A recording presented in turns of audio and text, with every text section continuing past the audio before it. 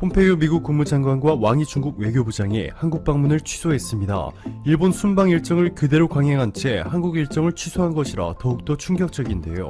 NHK의 보도에 따르면 폼페이오 국무장관은 일본에 도착하자마자 자신의 트위터에 도쿄에 돌아오게 돼 너무나 기쁘다. 스가 일본 총리와 모테기 외무상과 회담을 기대하고 있다. 라며 스가 총리에 대해 선을 추구하는 세력 이라 묘사하며 치켜 세우기 바빴습니다. 물론 이 모든 것은 트럼프 미국 대통령이 지시한 것입니다. 폼페이오는 트럼프 대통령과 통화했다. 대통령의 상태는 괜찮고 기분도 좋을 것 같다. 대통령으로부터 이번 일본 방문에 관한 지시를 받아 수행하고 있다. 털어놓았습니다. 오늘과 내일 한국을 방문하려던 계획을 취소한 채 도쿄를 찾은 폼페이오 국무장관은 미국, 일본, 호주, 인도의 4자 안보 대화에 참석했는데요.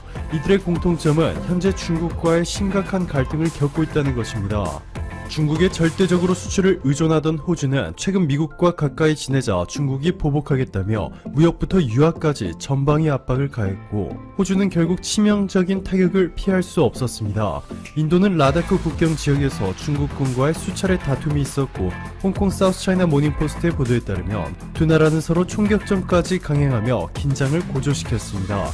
일본은 홍콩 국가보안법 반대 G7 성명을 일본이 주도할 것이라고 발표하며 중국과의 관계를 역사상 최악으로 만들고 있죠. 이뿐만이 아닙니다. 워싱턴의 외교 소식통에 따르면 최근 김현정 청와대 국가안보실 2차장이 미국을 방문해 한국의 핵잠수 개발 필요성과 계획에 대해 설명한 뒤 이를 위한 핵 연료를 미국에서 공급받고 싶다는 뜻을 전했지만 미국이 이를 거절한 것으로 알려졌습니다.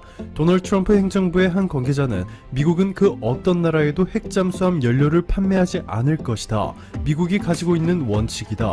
한국뿐만 아니라 일본에게도 마찬가지다. 우리가 한국의 핵잠수함 연료를 판매한다고 해서 끝이 아니다. 설치도 복잡하고 정교한 기술이 요구되며 운영할 관리 전문 인력도 함께 따라붙어야 한다. 라며 한미 원자력 협정도 군사적 목적의 핵연료 사용을 제한하고 있다고 전했습니다. 자, 그런데 핵잠수함은 이 협정의 적용을 받지 않는 데다가 미국의 핵 비확산 원칙에도 전혀 벗어나지 않기 때문에 미국이 말한 거절 이유는 타당성이 상당히 떨어집니다.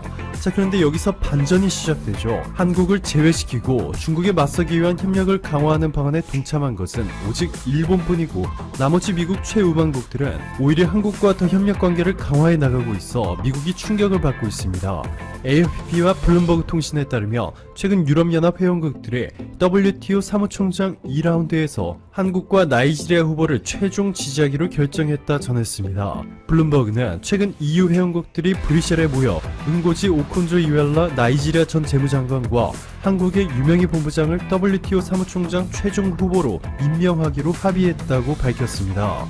심의가 기밀 사항이었기에 블룸버그는 관계자의 실명을 거론하지 않았지만 정보는 확실한 것으로 보입니다. 얼마 전 문재인 대통령은 메르켈 독일 총리의 전화통화를 제의했고 WTO 사무총장 선거에 출마한 한국의 유명희 통상교섭본부장에 대한 관심과 지지를 요청드린다. 지금까지 한국은 자유무역 질서 속에서 성장해왔고 다자무역체제의 수호와 발전이 WTO를 중심으로 이루어져야 한다는 확고한 신념을 갖추고 있다. WTO를 발전시키고 잃어버린 신뢰를 회복할 수 있는 최적임자가 유명희 본부장이라 생각한다 전했습니다. 그러자 독일의 메르켈 총리는 한국의 유명희 후보가 능력과 전문성을 갖춘 적임자로 보고 있다 라고 깜짝 화답을 전했습니다. 일본으로서는 상상도 못한 유럽의 한국 지지 선언이었는데요. 그동안 대륙별로 돌아가며 사무총장을 맡아왔던 경향이 짙은 WTO가 현재 코로나19로 이례적인 비상시국에 놓인 만큼 그동안 한 번도 사무총장을 하지 않은 아프리카의 자리를 내어주는 것보다는 확실한 실력과 리더십으로 무너져버린 전세계 무역 체계를 다시 살려줄 수 있는 후보가 필요하다고 판단한 것입니다. 뿐만 아니라 미국의 최우방국인 호주는 220조 원의 국방비를 쏟아부으며 호주 육군 현대화 프로젝트를 진행 중인데요. 미국이 아닌 한국의 한화 디펜스가 만든 레드백 장갑차를 5조 원 규모의 장갑차 사업 최종 후보로 선정한 데 이어서 K9 자주포를 생산하는 한화 디펜스를 랜드 8116 자주포 획득 사업의 우선 공급자로 선정했습니다. 이것도 1조 원이 넘는 규모의 대형 사업으로 K9 자주포 30문과 K10 탄약 운반 장갑차 15대뿐만 아니라 기타 지원 장비 등을 호주에 수출할 수 있게 됐습니다. 중국을 견제하기 위해 만들어진 견제망 쿼드, 미국을 중심으로 일본, 인도, 호주가 구성원인데요. 이번 호주가 대규모 전력 증강을 감행한 배경도 바로 이 쿼드 때문인 것으로 알려졌습니다. 따라서 당연히 미국으로부터 필요한 무기와 국방 물자들을 구입할 것으로 예상됐지만 놀랍게도 한국이 호주 사업권을 싹쓸이하며 미국에 적지 않은 충격을 안겨주고 있습니다. 이렇게 전 세계적으로 한국의 영향력이 막강해지는 동시에 국격이 눈에 띄게 높아지고 있는 것은 한국어 확산 속도로도 체감할 수 있습니다. 문재인 대통령은 어느덧 세종 학당이 76개국 213개소로 증가했다. 특히 인도의 한글 사랑이 남다르다. 지난 7월 말 인도가 한국어를 제2외국어로 포함시켰다. 2년 전 모디 총리와 정상회담에서 나눴던 이야기들이 현실화됐다. 인도는 세계에서 인구가 두 번째로 많고 한국 정부가 추진하는 신남방 정책의 핵심 파트너라는 점에서 의미가 크다. 해가 갈수록 한국어의 인기가 높아지고 있다. 1999년 처음으로 미국에서 한국어반이 개설됐고 20년이 지난 지금 전 세계 41개국 학교에서 한국어 수업이 이뤄지고 있다. 학교 밖 한국어 학원들도 많다. 한국어 토픽 시험 지원자 수는 무려 140배나 늘어났다. 한국의 국격이 그만큼 높아진 것이다. 올해 정부는 지난해보다 예산을 90% 늘려 한국어 교육 지원 사업에 투입해 인도, 베트남, 라오스, 필리핀 등 현지 6개 대학에서 한국어 교사를 양성할 것이다. 한국어를 더 많이 확산시키고 한국 문화를 더 넓게 알려 신남방 정책과 신북방 정책에 튼튼한 기틀을 마련할 것이다. 라고 천명했습니다. 한국에 대해 전 세계적 관심이 폭증하고 있는 것은 유튜브 조회수로도 증명되고 있죠. 한국관광공사가 공개한 3편의 한국 홍보 영상, 서울, 부산, 전주를 소개하는 영상 3편을 공개했는데 유튜브 조회수만 8천만 회, 페이스북과 틱톡 등의 조회수를 합산하면 2억 7천만 회를 돌파했습니다. 오충석 한국관광공사 브랜드 마케팅 팀장은 스타를 앞세운 기존 홍보 영상은 일부 한류 팬을 제외하면 아무도 관심을 갖지 않았다. 이번에는 기획 단계부터 유명 연예인을 과감히 배제했다. B급 감성을 노렸다 전했습니다. 스페인 바르셀로나 세계보건연구소와 미국 뉴욕 시립대 보건대 공동연구팀은 코로나19 팬데믹 속에서 정부의 방역 및 위기 대처 능력에 대한 국민 신뢰도를 분석했고 이 결과는 국제학술지 플러스1에 실렸습니다. 한국은 100점 만점에 74.54점을 받아 세계 2위를 차지했고 9위를 기록한 미국과 5위를 기록한 독일보다 압도적으로 높게 평가됐습니다. 놀랍게도 중국이 한국보다 높은 점수를 받아 1위를 기록했지만 보건학자들은 중국의 권위적이고 강제적인 정책은 다른 나라의 본보기가 될 수 없다 라고 평가하며 사실상 한국이 1위라고 말하고 있습니다. 반면 순위권에 들지도 못한 일본에 대해서 짐 로저스는 이렇게 평가했습니다. 아베의 후계자인 스가 총리도 아베의 잘못된 정책을 승계하겠다고 해 문제다. 일본에 이처럼 불행한 일은 없다. 아베의 행동 원리는 자신과 자신의 체제를 유지하는 데에만 있었고 그에 따른 부채는 일본의 젊은이들에게 떠넘겼기 때문이다. 이대로 간다. 오늘 오후에 속보가 전해졌습니다. 바로 미국의 대표적인 반도체 기업인 인텔과 AMD가 중국 화웨이에 일부 제품을 수출할 수 있는 허가를 받았다는 소식이 보도가 되었습니다. 이러한 미국의 모습을 보고 많은 분들이 큰 혼란을 느끼실 것 같습니다. 그도 그럴 것이 최근 몇 달간 미국의 행보는 어땠습니까? 정말 중국의 핵심 산업들을 모조리 무너뜨릴 것처럼 주요 기업들을 연이어서 제재하기 시작했었죠. 중국 기술 굴기의 상징인 화웨이뿐만 아니라 틱톡, 위챗, 더 나아가서 중국의 반도체 파운드리 기업인 SMIC마저 규제할 수 있다는 소식이 연이어서 언론을 통해 보도가 되었습니다. 그러던 미국이 뜬금없이 화웨이에 대한 수출 허가를 내렸다. 이것도 트럼프 대통령이 뻥카를 치는 것이 아니냐. 항상 말로만 중국을 당장이라도 망할 것처럼 해놓고 실제로 행해지는 조치들을 보면 굉장히 약하다. 항상 말로만 중국을 때린다. 이번에도 또 미국이 허풍을 떤 것 아니냐. 이렇게 많은 분들이 생각을 하시는 것 같습니다. 좋아요, 구독 한 번씩만 부탁드리면서 어떠한 내용인지 자세히 들어가 보겠습니다. 금일 외신과 국내 언론들의 보도에 따르면 AMD와 인텔이 화웨이로부터 반도체 수출 공급 허가를 받았다고 합니다. 15일 부로 미국 정부는 화웨이에 대한 전면적인 반도체 공급을 중단하는 규제를 시행했었죠. 미국의 원천 기술이 일부라도 들어간 반도체 제품이라면 미국과 중국 외에 제3의 국가 역시 화웨이에 공급할 때 반드시 미국의 허가를 받아야 한다는 것입니다. 전면적인 규제는 아니고 미국의 승인을 받아야 한다는 것이 핵심이라고 볼 수가 있죠. 그렇다면 어떠한 제품을 미 상무부가 승인을 해주었냐, 이것을 유심히 봐야겠죠. 아시다시피 AMD와 인텔은 주로 데스크탑, 노트북과 같은 PC용 CPU를 제조하는 기업들이죠. AMD에서 이번에 허가를 받은 제품 역시 노트북용 프로세서인 것으로 알려져 있습니다. 인텔은 구체적으로 어떠한 제품을 공급하게 되었는지 밝히지는 않았지만 역시 PC용 제품으로 추정이 되고 있어요. 미국의 전격적인 화웨이 규제 정책은 많은 반도체 업계들, 기술 기업들의 반발을 받게 된 것은 분명 사실이었습니다.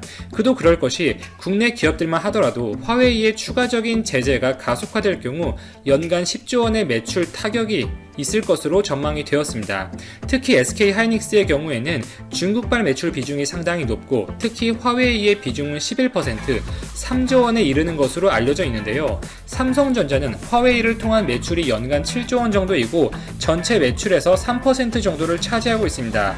SK 하이닉스가 최근 주식시장에서 약세를 보이고 있는 결정적인 이유도 화웨이의 거래 비중이 큰 회사이다 보니 아무래도 화웨이 규제에 대한 타격이 가장 클 것으로 예상되었고 최근 반도체의 대세는 파운드리죠. 이 파운드리에서는 존재감이 희미하고 메모리 반도체 위주로 하는 기업이다 보니 특별한 재료가 없었던 것이 사실이었습니다.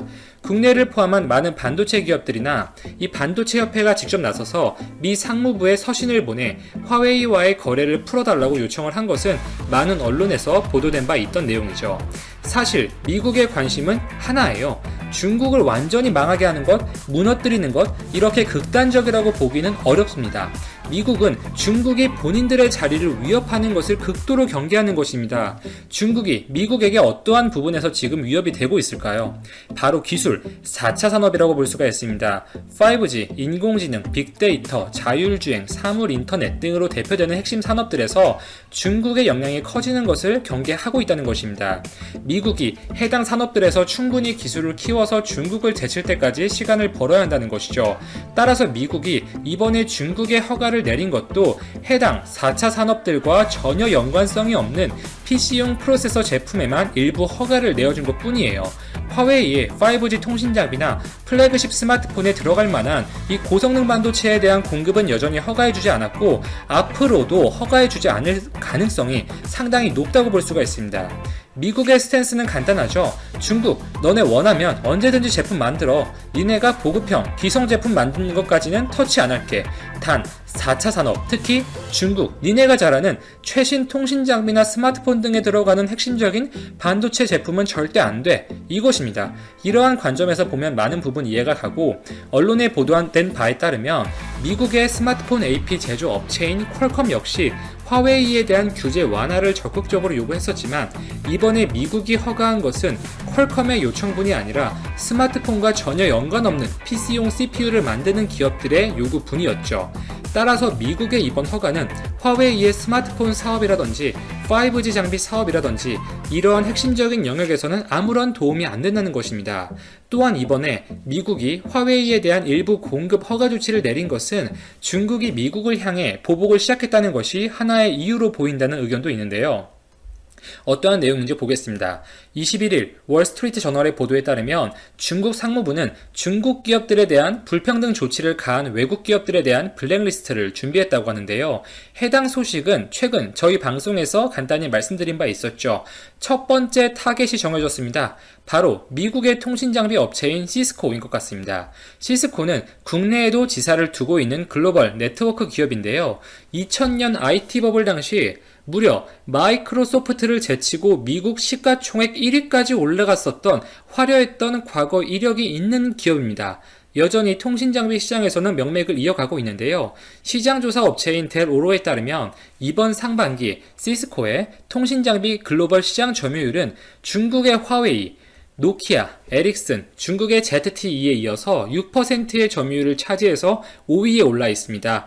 화웨이와의 경쟁 구도에 있는 기업이라고 볼 수가 있겠죠. 중국이 해당 보복의 첫 번째 타겟으로 아무래도 미국 내에서 영향력이 큰 기업들, 이 메이저 기업들인 인텔, 퀄컴, 엔비디아, 애플 등은 상당히 부담스럽겠고 미국 내에서 상대적으로 존재감이 떨어지는 기업들이나 화웨이와의 사업 범위가 중첩되는 기업일 것으로 생각을 했었는데요.